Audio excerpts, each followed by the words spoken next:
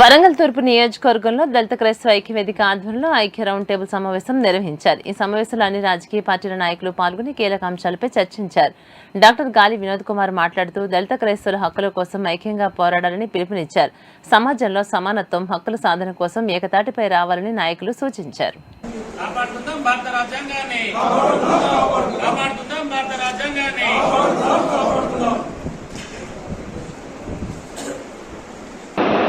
ప్రధాన న్యాయమూర్తులు ఎవరు కూడా దానికి విరుద్ధంగా తీర్పు చేయడానికి వారి వ్యతిరేకం.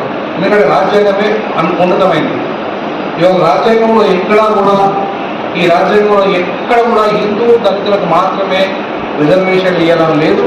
కేవలము ఒక ఆర్డర్ను మా దృష్టిలో పెట్టుకొని నేను చేస్తానా, తీర్పులు ఇస్తానా, మొత్తం రాజ్యాంగాన్ని.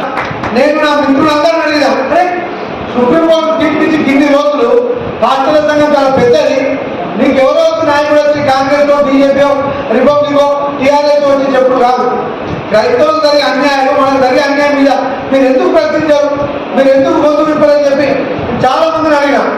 మరి ముఖ్యంగా ఒకటి గమనించండి, కేఆర్ నాగరైనా, కడెం కావేనా, కడెం క్లియరైనా, మన దళిత సోదరులు ఓటైతేనే ఈరోజు కూడా సురేఖైనా, నాయకులైనా దళితులు ఓటైతేనే మంత్రులు.